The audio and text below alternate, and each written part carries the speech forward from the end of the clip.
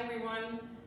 Well, first, my name is Debbie Pattinson. I'm the Executive Director, and I want to say good morning or good afternoon or good evening, depending on what time you're watching this. And I'm really happy to be able to do this presentation. It's been a number of months. The last time I did a all-staff meeting was before the holidays, so my apologies, but I would have liked to have done one in January, but at least we're doing it now. The first part of the meeting is celebrating our team, and we are going to acknowledge some of the staff's birthdays. So here's a list of February birthdays. We have Seth, Elise, Michael, Aaron, Brett, and Ben. So if you see them, let them know that you wish them a happy birthday. And then we have the March birthdays coming up. We have Tyler, Tara, Dawn, Toy, Mark, and Adrian. And then we celebrate our February and March anniversaries. So in February we had Michaela, Robin, Caroline, Sandra, Madison, Jamie, Toy, and Stephen. And March anniversaries are Michael, Tara, Maritza, Rebecca, and Richard. So happy anniversary. And I know we have Robin Smiley, who's been here 16 years. Caroline, 7 years, and Michael Heeland, March 1st will be 10 years. And speaking of Michael, here's a beautiful Service Recognition Award for Michael Heeland. So thank you, Michael, for all your years of service. It's very special. We have a Creating Legends program. This is an opportunity for team members to be recognized for outstanding service consistent with our mission. And here is a description of our recognition program with the award category and the payment that you can receive if you're nominated. For the Team Member of the Year Award for eligibility, all current employees who have been recipients of any Creating Legends Award or any other community awards during the past calendar year and who are not now nor have been under disciplinary action during the calendar year are eligible. The selection process, the community's Creating Legends Committee reviews all candidates based upon a criteria sheet and make a recommendation to Executive Director who makes the final decision. Only one employee may be selected per year. The winner receives, usually it's an award banquet in Orlando, but due to the pandemic, each community will do something special to recognize the team member of the year to receive the award and along with other gifts. And the winner, if you have not already heard, is Holly Cabuto. So please, when you see Holly, congratulate her. There's a lot of really great nominees this year, so I really appreciate all that you have done. But again, congratulate Holly Cabuto for winning the 2020 Team Member of the Year. And before I mention the welcoming the staff to Westminster St. Augustine, the Creating Legends Committee did not meet in January, but they are going to be meeting this month. It's going to be right after this meeting in a couple of days, and the award winners will be notified. So we are, again, sorry for the delay. We've been really busy with a lot of the COVID testing. It's been taking quite a bit of our time, and I'm really happy to report that the positivity rate in St. Johns County has gone down to like 6%, and we are able to just go to the once-a-week testing in skilled nursing now. So that'll save a lot of us a lot of time. So the next slide is welcoming the new staff. We have Christy Williams, a therapy program manager, Seth Tran, Dining Service Tech 1, Amy Saladin, PT assistant, Karen Simmons, receptionist, Jennifer Ross is the Health Center and Assisted Living Director of Activities and Volunteers, Sandra Good, AL Admissions Coordinator, Adrian Armel, Occupational Therapy Assistant, Emma Whitmire, a server, Tammy Shalise, RN, Allison Burchert, RN, Marissa Mashburn, a CNA, and Heather Rogers, housekeeper. So please welcome them. And you probably already heard, and some of you, I hope, have already started to take a look at the new benefit program. Our open enrollment is now through March 7th. And this year you can find the recorded slides for open enrollment in Relias. Please ensure that your mailing address, your email, and phone number are all up to date in UltiPro, and make sure that you obtain a review of the 2021 benefits guide. And the last day for team members to complete their benefits election session is Sunday, March 7th by 11:30 p.m. Eastern Time. Let's make that happen. If you have any questions about that, please see Mary. I'm going to turn this over now to Tanya Lyons. She's our foundation director.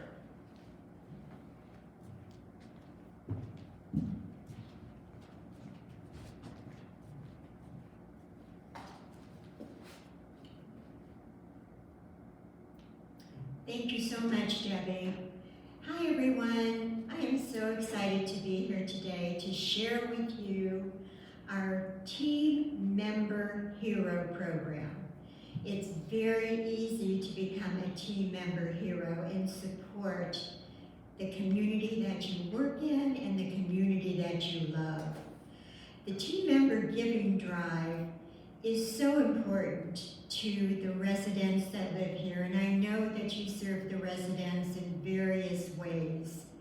For just $1 a month or more deducted per pay period, and that's tax deductible, by the way, and that's pre-tax dollars, you could make a difference to the community that you, again, work in and the community that you love. A little bit of information about the foundation. We are a nonprofit entity. Our home office is in Orlando. The community that I'm working with, and I'm thrilled to be here, is Westminster St. Augustine. For anyone that knows about nonprofits, we are a 501c3 organization. We were established in 1974, and we're so excited to have the foundation right here in Westminster St. Augustine. How do I'll show you.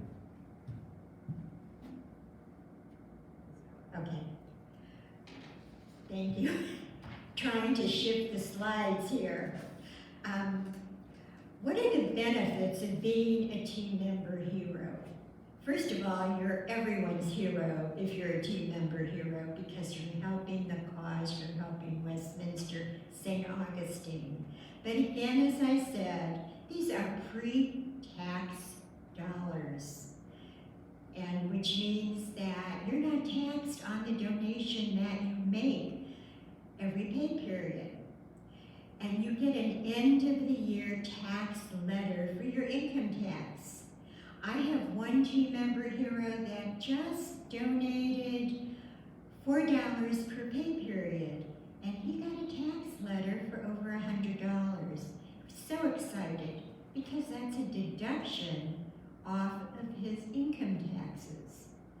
You are also helping your other fellow team members.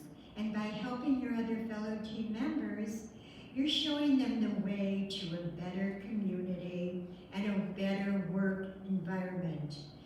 And you're also supporting, as I mentioned, the community that you work in. We have various funds that you can support. We have the Mercy Fund, which is our Care and Crisis Fund, and it has been an extremely robust fund during COVID-19. We have been able to help our team members that have suffered from COVID, or if their family member has suffered from COVID, so that they don't have to take their full PTO. And we've had an amazing response from our residents contributing to our Mercy Fund and our Care and Crisis Fund. Another fund that we have that I know a lot of the team members participate in is our Team Member Scholarship Fund. This is an amazing fund where your dreams can come true. You can go for your education, and through the scholarship fund, you can get a scholarship. And I think we top it off at about $1,700 per quarter But that's unbelievable, where you can follow your dreams and go for a scholarship. The other fund you can contribute to is our health center fund. Our health center fund is amazing, and you know the residents that are in the health center. You can help them with various enhancements to that health center fund. And then we have our benevolent assistance fund. The benevolent assistance fund is for those residents that live here that have outlived their financial status due to no fault of their own. And through the benevolent assistance, we can support them so that they can live here in comfort and joy for the rest of their lives. That is our core mission. And that was started in 1974 when the foundation started. And it's basically the Christian values. Help those that need help. How do I get started to become a team member hero? Attend a department member meeting. We will be having those meetings at the various departments throughout Westminster, and you will be notified by your department head, by your manager, as to when that meeting will be. Some will be for lunch, some will be for breakfast. It will be within the next couple of weeks, but please attend one of those meetings. You can also pick up a team member hero contribution form, which I'm holding up. I don't know how, can you see this? Okay, well, you can pick up a team member contribution form at the foundation office, which is my office located in the clubhouse lobby, or you can contact me via email, which is talliance@wservices.org, or you can call me at 904-940-4800, extension 5321. I will be more than happy to sit down with you to explain a little bit more about being a team member hero. And I thank you so much. Thank you in advance for showing your passion for the community that you work in and the community you love. Thank you.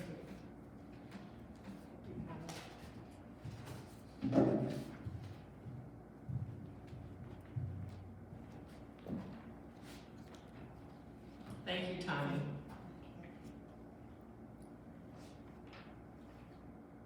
So this section is normally reported by Paula Vale. She's our health resource nurse. Westminster is continuously reviewing the CDC guidelines, especially since COVID vaccines are being administered now. But until changes are enacted, please continue to follow all the recommended COVID precautions. Wear your face mask, and it's best to wear a surgical, an N95, or a K95. Socially distance at least 6 feet, wash your hands frequently, and self-quarantine precautions are in effect for IL residents, and that's continued as appropriate, so just for your information. We have been looking at some guidelines that were instituted because of COVID, and we will slowly be opening things back as long as it's safe. And we will let you know as we let residents know. Paula's office has moved over to the health center, so she's back to her original location. So if you need to see Paula for any reason, you can go into the lobby of the health center.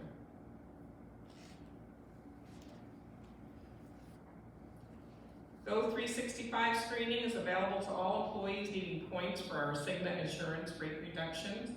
And please make appointments with Paula. Her extension and her phone number is on here. And if you don't have a pen and paper to write this down, this PowerPoint presentation will be at each of the staff break areas, so you'll be able to reference it. For the health center, please welcome Marilyn Cameron. She's our health service administrator for skilled and assisted. Latoria Kroom is currently the interim director of nursing, and Lynn Smith will be joining our team on March 8th as the director of nursing. Olivia Taggart starts the first week of March as the Assistant Director of Nursing, so we're really very happy to have them join our team. We're also happy to announce that Christy Williams has joined us as the Therapy Program Manager, and Jenny Ross is the new Health Center Activity Director for Skilled and Assisted, and also Volunteer Director for the campus. Assisted living and health center residents remain apart to avoid potential cross-contamination. Employees and essential caregivers who enter the health center are COVID tested according to CMS guidelines and our protocols. COVID-19 testing for skilled staff continues to be conducted 2 times per week, and when I wrote this, that's what we were doing. But as of this week, it's once a week. And assisted living staff are tested every 2 weeks, and independent staff are tested once a month. And we also just changed assisted living staff to once a month, so my apologies of this. I should have updated it. We're also working with Westminster Woods Julington Creek for coordinated care with the admissions transition unit following a hospital stay, so that still continues. And the Health Center and Assisted Living had a successful Department of Health Infection Control assessment on February 9th. We continue with our Tuesday prayers at 2 p.m., so please join us at that time, and we usually send you an email with the prayer. We send it out to residents and staff. And the next thing I'd like to announce to you is our Volunteer of the Year. Many of you know this wonderful lady, Mrs. Noelle Tallman. She does a great deal for residents and staff. She is the creator of many, many graphic designs that you see around the campus, and she's just very, very involved, and we appreciate all that she does. So if you see Noelle Tallman, please congratulate her. We have a Go 365 update. So if your renewal is March 1st, this flyer is at the time clock, and this information is important for all Go 365 participating staff. You, for status, you'll revert back to blue status on March 1st, and you'll need to reactivate your account by either taking the health assessment, completing your biometric screening, or logging a verified workout before you can redeem any awards or continue earning points. I'd like to go a little bit over our census and how sales is doing. So as of February 15th, we are at 152 out of 159 units, so we're at 96% occupancy, and our budget's 92%, so we're ahead of budget in independent living. So congratulations to all of you. It takes a lot of work to do what we've done, and I just can't thank all of you enough. Assisted living, we're at 67%, 20 out of the 30 units are filled. We're a little bit below our budget, but I know that we are working on that. And skilled nursing, we're at 21 out of the 30 units, 70% occupied, and we're just a little bit ahead of budget there. So our overall occupancy is 88%, which is very, very nice. And we are working still on renovating some units, and we're doing 5 of those right now. If you see some new residents on the campus, please welcome them. We have Les and Beth Les and Beth Lehman. They're in 2311. Bob and Toy O'Hare in 4112. Walter McRae in 1301, and Tim and Sandy Turner in 1201. We have some future residents coming in. We have Ann Collins in 3103 and Becky Moncourt in 2212. We are 100% occupied and reserved with independent living. All those units have been sold. We've been conducting a lot of virtual marketing events, and Sandra Good has joined our team as the Assisted Living Sales Coordinator, and we're very happy that she's here. Sharing some information with you from the dining department. Staff meals will continue to be free until further notice. The cafe will remain closed until further notice. All staff are required to have their orders placed daily by 10:30 for independent and 10 o'clock for the health center.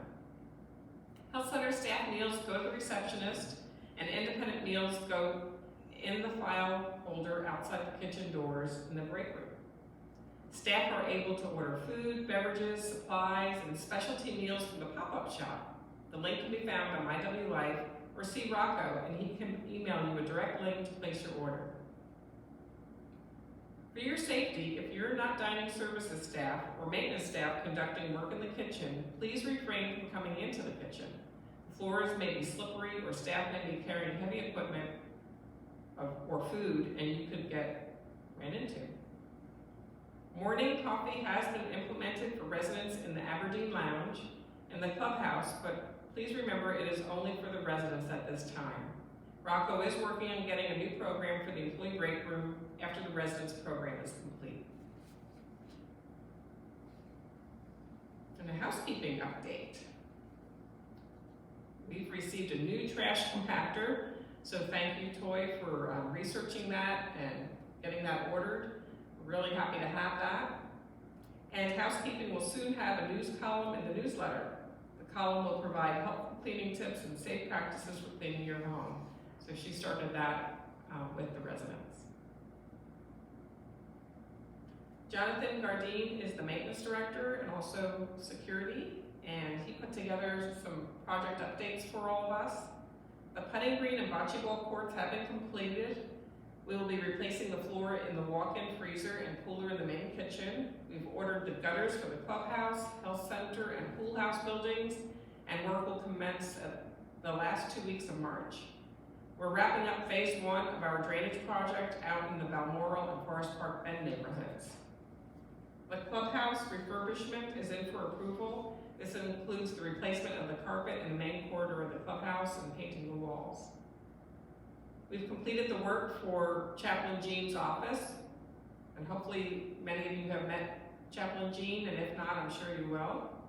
And we have finished some uplifts to some rooms in Barrington and Moncrief, making them wonderful future homes to residents. And here I talk about Chaplain Jean Goodwin. She's joined us as a chaplain here on the campus. She is an ordained Presbyterian minister, and she has experience as a chaplain in both hospice and senior living settings.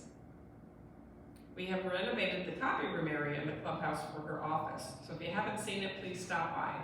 It seems like it's really lovely. So many of you already know this, but we had Walgreens here. They were and are our Pfizer COVID vaccination partner. And I just gave a little overview of all the COVID vaccinations that have occurred in this slide. I'm not going to go into the detail of this, but Walgreens will be returning February 25th to give second doses only for those who received first doses on February 2nd and 3rd.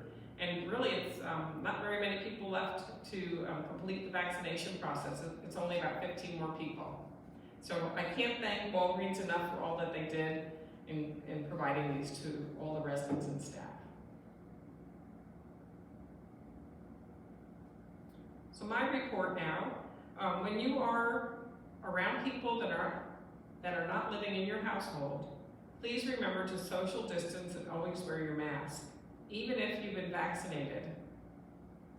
We continue to have staff and Central Security provide 24/7 gatehouse coverage for the COVID-19 screening process.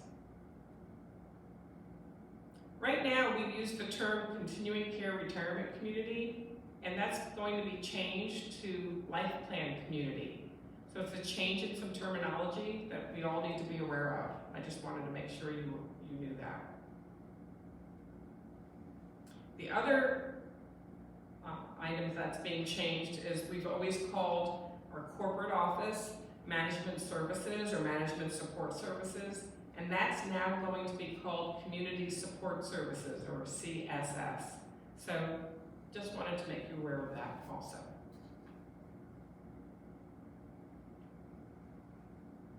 As many of you know, we had a team member survey done, and we received the results.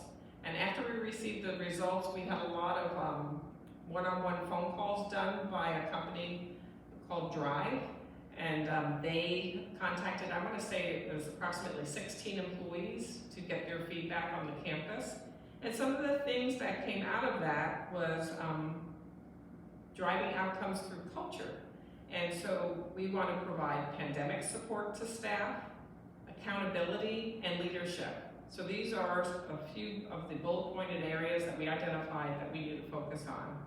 As we get more information on this, we'll be scheduling meetings and more discussion of how we're going to proceed. So then we went from team member customer satisfaction survey to now resident satisfaction surveys, which we call quality of life surveys. So for independent living residents, I've listed out here by department what the scores were for the surveys in 2018 and then in 2020. And if you look, you can see we've done quite well, and we've had quite an improvement in many areas. So I want to thank you all for your hard work in making that happen.